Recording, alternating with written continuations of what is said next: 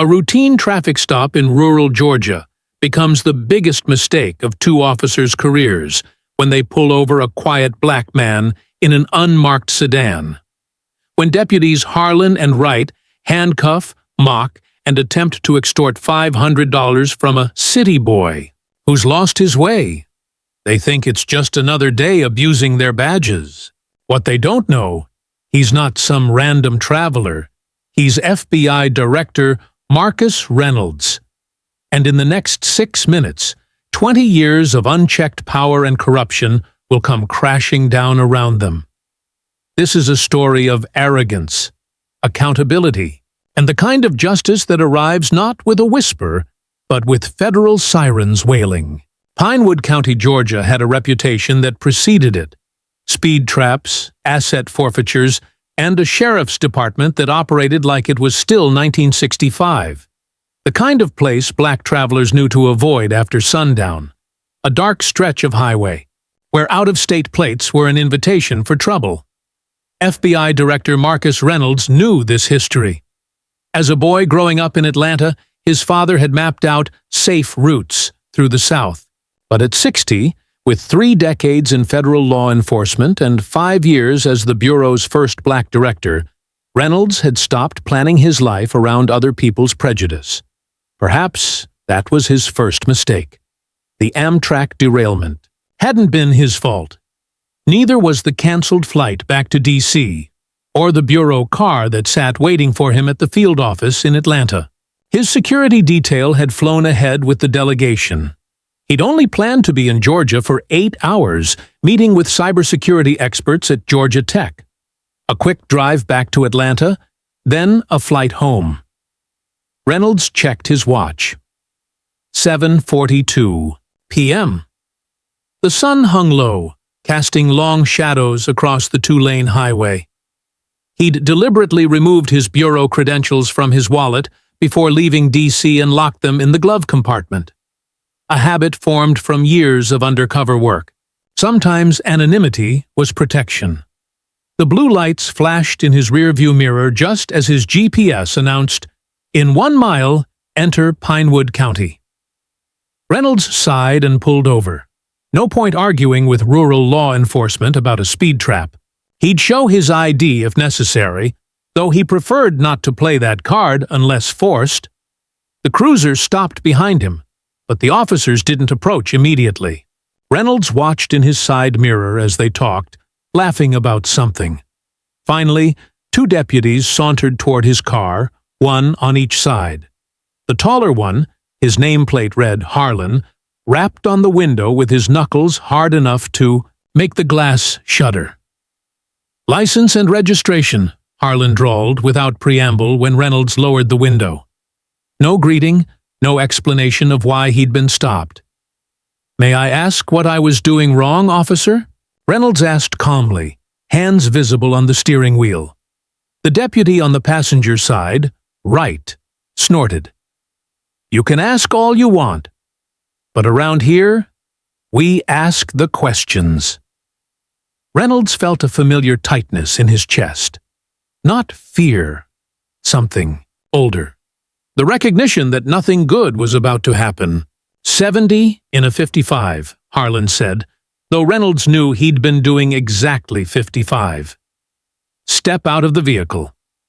Reynolds complied carefully, movements deliberate. "I believe there's been a mistake. I was monitoring my speed closely." Wright circled closer. "Well, well, fancy suit. Government plates. You some kind of big shot?" "I work for the federal government," Reynolds answered evenly. "Federal government," Harlan mimicked with exaggerated slowness. "Hear that, Wright? We got ourselves an important man." Wright stepped uncomfortably close. "Important enough to know. Better than arguing with local law enforcement." Reynolds noticed Wright's body camera was off. Harlan wasn't wearing one at all. "I'm not arguing," Reynolds said quietly. "I'm simply—" "Put your hands on the car," Harlan interrupted, his voice hardening. "Now."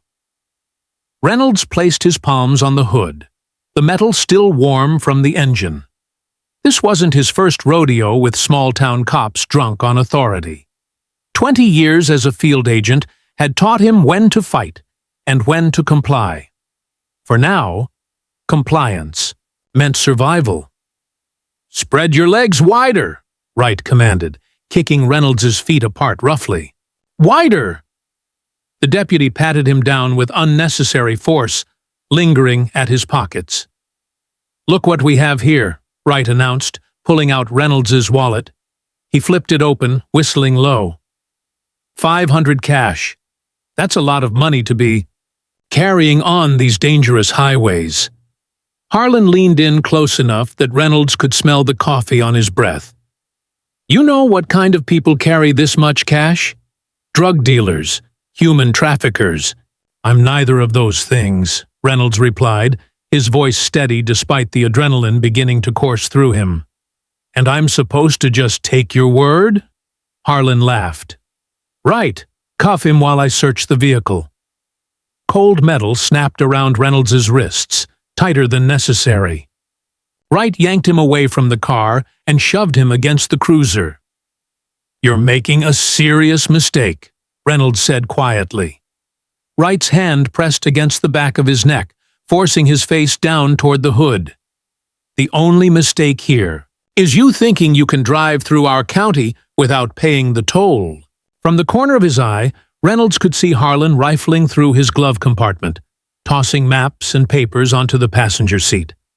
Any second now, he would find the credentials. "Nothing in the trunk," Harlan called out. "Just a suitcase." He moved to the glove box, then suddenly went still. Reynolds watched as the deputy slowly withdrew a black leather wallet, flipping it open to reveal the golden FBI shield and ID card. For 3 heartbeats, nobody moved. Then Harlan laughed nervously. "This some kind of joke? You playin' dress-up?" Reynolds remained silent, watching the realization slowly dawn on Wright's face. "Call it in," Wright hissed. "Check if it's real." Harlan hesitated, then walked back to the cruiser, keeping the credentials in his hand. Reynolds heard him speaking, in low, urgent tones on the radio. Wright's grip on Reynolds's shoulder tightened. "If this is fake ID, you're going away for a long time." Reynolds finally turned his head, meeting Wright's eyes directly. "The handcuffs," he said with quiet authority. "Remove them. Now." "You don't give orders here," Wright sneered, but his voice lacked its previous confidence. The radio in the cruiser crackled. Reynolds couldn't hear the response, but he could see Harlan's face drain of color. Harlan returned slowly, FBI credentials, dangling from his fingers like they might burn him. "It's real," he murmured to Wright. Then louder, forcing a smile that looked more like a grimace. "There seems to be a misunderstanding, sir." "The handcuffs," Reynolds repeated. Wright fumbled with the keys, his earlier arrogance evaporating. "Just a routine check, sir. You understand? Can't be too careful these days." As the cuffs fell away, Reynolds rubbed his wrists, noting the raw marks they'd left. "A routine check that involved attempting to extort me? Suggesting I was trafficking drugs?" Harlan stepped forward. "Now hold on. Nobody was extorting anybody. This is all just a big misunderstanding." "Is it?" Reynolds straightened his jacket. "Because it seemed very clear to me what was happening. I wonder how clear it will be to the Justice Department's Civil Rights Division." "Look," Wright interjected, panic rising in his voice. "We made a mistake. We can work this out between us. No need to involve anyone else." Reynolds leveled his gaze at both men. "You've been working things out between us for years, haven't you? How many travelers? How much money? How many lives have you destroyed with trumped-up charges and illegal searches?" "Sir, please," Harlan's voice cracked. "I've got a family. Mortgage. 20 years on the force." "So do I," Reynolds said calmly. "Difference is, I've spent my 20 years upholding the law, not perverting it." He held out his hand. "My wallet and credentials, please." Wright quickly handed them over, his hands visibly shaking. Reynolds checked the contents. The $500 seems to be missing. Harlan swallowed hard. Check your inside pocket, Wright.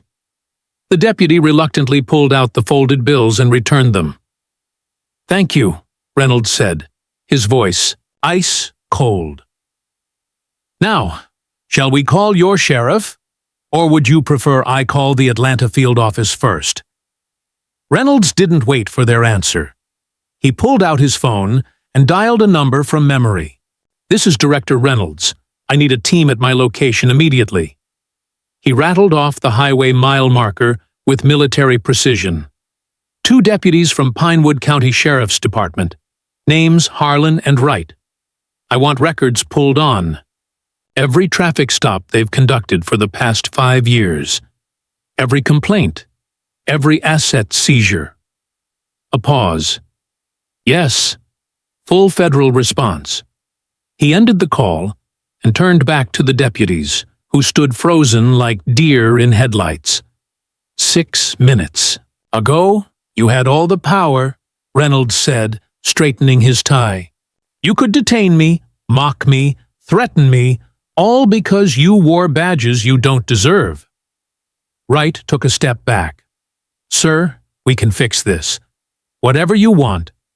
Fix it? Reynolds's laugh was sharp and without humor. This isn't a broken taillight. This is systematic abuse of power under color of law.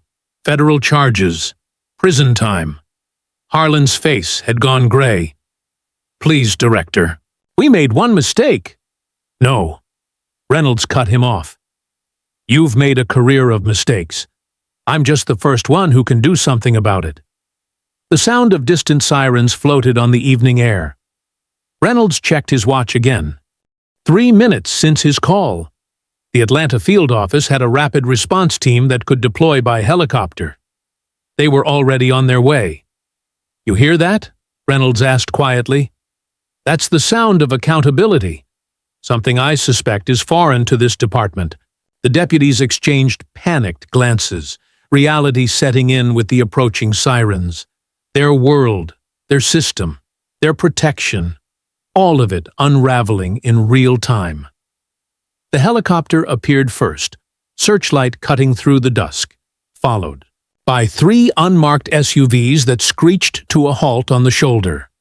8 agents in FBI windbreakers deployed with tactical precision, securing the scene. Special Agent Diaz approached Reynolds. Director, are you all right? I'm fine, Diaz. Reynolds Taplintheid nodded. These officers need to be processed. Full booking protocol. Harlan stepped forward desperately. Sir, please. We can work something out. We've got information. Dirt on the sheriff. On judges in the county. We can help you clean this place up. Reynolds studied him for a long moment.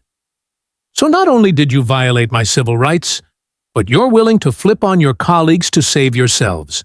Tell me, deputies, why should I believe you have any information worth hearing?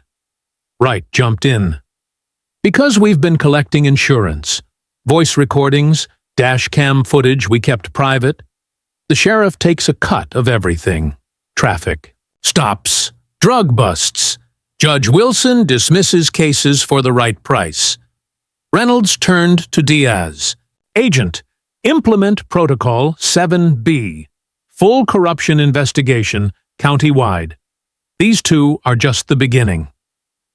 Yes, sir, Diaz nodded, then spoke into her radio, issuing rapid orders. Harlan fell to his knees. Please, we'll cooperate fully. Testify. Whatever you need. That's the first sensible thing you've said, Reynolds replied calmly. But make no mistake. Cooperation doesn't mean immunity. You'll be charged. You'll serve time. Wright's face contorted with sudden anger. You can't do this! You don't understand how things work down here. Reynolds stepped closer, voice low. No, Deputy Wright, you don't understand how things work in my justice system. Your reign ends tonight. He turned to the assembled agents. Take them. The Piqua. Pinewood County Sheriff's Office exploded into chaos as federal agents swarmed through the doors at 9:17 p.m. Sheriff Dale Briggs was in the middle of his nightly poker game with Judge Wilson and County Commissioner Roberts when the glass doors flew open. FBI! Hands where we can see them! Briggs stood so quickly his chair toppled backward. What the hell is this? Director Reynolds walked in behind the tactical team, still in his rumpled suit, from the road. Sheriff Briggs, I'm FBI Director Marcus Reynolds. Your department is now under federal investigation for civil rights violations, corruption, and extortion. On whose authority? Briggs demanded, face flushing red. Mine, Reynolds said simply, and the Attorney General's. The warrant is being processed as we speak. Judge Wilson, a florid man with thinning white hair, slammed his hand on the table. This is outrageous. You can't just storm in here without... Without what, Your Honor? Due process? Reynolds raised an eyebrow. Like the due process you've denied to countless citizens who've passed through your courtroom? The color drained from Wilson's face. Agent Diaz appeared at Reynolds' side. Sir, we've secured the records room and the digital servers. Deputies Harlan and Wright are being transported to the Federal Detention Center in Atlanta. And their cooperation. Already providing names, dates, amounts. They're falling over themselves to talk. The sheriff's radio crackled with panicked voices as more deputies around the county learned what was happening. 3 had already attempted to flee, only to find FBI roadblocks at county lines. Commissioner Roberts, who had remained silent until now, cleared his throat. Director Reynolds, surely we can discuss this like reasonable men. This county has certain traditions, ways of handling things. Those traditions end tonight, Reynolds replied. Agent Diaz, please escort the commissioner to the interview room. I'd like to hear more about these ways of handling things.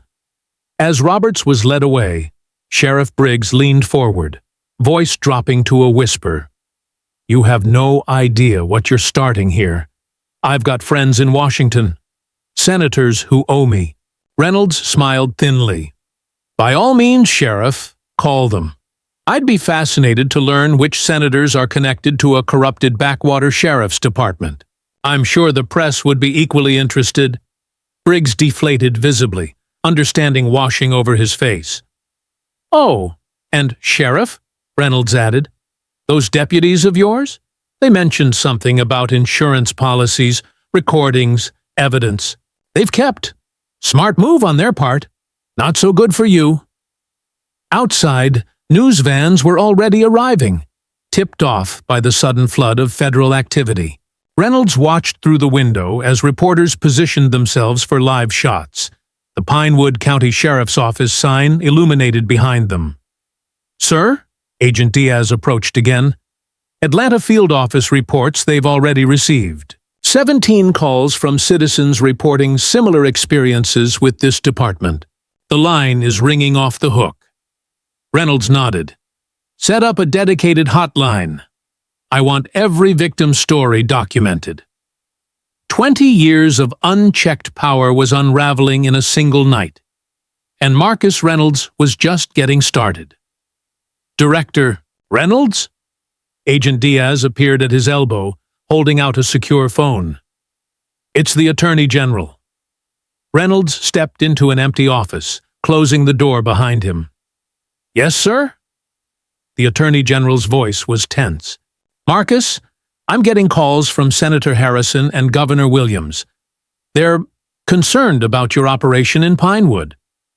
Reynolds felt a familiar weight settle in his chest. Politics. Always politics. These concerns, he replied carefully, are they about civil rights violations or about their friends being investigated? A long pause. They're suggesting we handle this quietly. Internal investigations, administrative penalties. They're worried about optics, destabilizing local law enforcement. With respect, sir, that's exactly how we've ended up with departments like this. Quiet investigations that go nowhere, administrative slaps on the wrist. I understand your position, Marcus, the AG sighed, but there are considerations. The governor is threatening to make a stink about federal overreach, election year, posturing. Reynolds looked through the window at the sheriff's department, buzzing with federal agents. Citizens were gathering outside, some with tears in their eyes as they spoke to FBI interviewers.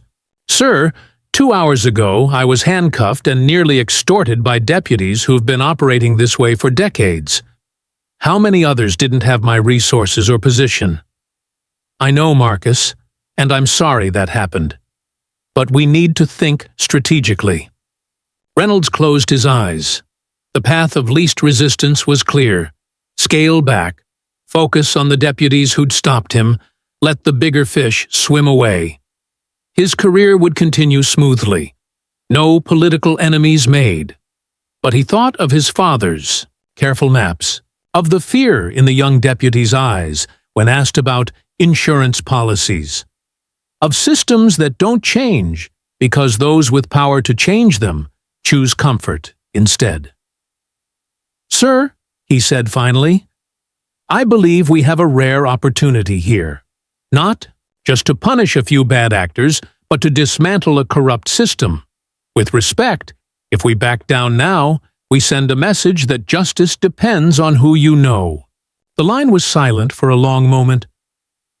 You understand I can't protect your career if you push this, the AG said quietly. Reynolds smiled sadly. Some things matter more than careers, sir. I'll have my resignation letter ready if needed. Another pause. Do what needs to be done, Marcus. Just do it by the book. Always, sir. Thank you. Reynolds ended the call and stepped back into the main office, shoulders straight. Decision made. No turning back now. Dawn broke over Pinewood County as Director Reynolds stood on the courthouse steps, surrounded by a phalanx of agents. News. Cameras formed a semicircle before him, reporters jostling for position. Last night, he began, voice clear in the morning air, the Federal Bureau of Investigation, in coordination with the Department of Justice's Civil Rights Division, initiated Operation Clean Slate in Pinewood County. The cameras clicked and whirred. Thus far, we have detained 17 law enforcement officers, 2 judges, and 3 county officials on charges ranging from civil rights violations to racketeering, extortion, and obstruction of justice. Behind him, FBI agents led a handcuffed Sheriff Briggs toward a waiting transport vehicle. The once powerful man looked small now, shoulders hunched under the weight of federal charges. This operation was triggered by my personal experience with corrupt officers, but the evidence suggests a pattern of abuse spanning decades. Citizens have been harassed, extorted, falsely charged, and imprisoned, all to enrich a network of officials who betrayed their oaths. Reynolds paused, making eye contact with the gathered crowd. To those who have suffered under this system, we hear you, we believe you, and we will not stop until justice is served. A woman in the crowd began to weep openly. Others nodded, expressions tight with long-suppressed anger finally finding validation. To those in positions of power who enable such corruption through silence or influence, your time is over. No call from a senator, no backroom deal will stop this investigation. The reporters scribbled furiously, recognizing the unspoken challenge. To Washington. Justice doesn't depend on who you know. Not in my FBI. As if on cue, a convoy of federal vehicles rolled up, disgorging teams of agents carrying boxes and equipment. The FBI will maintain operational control of Pinewood County law enforcement for the immediate future.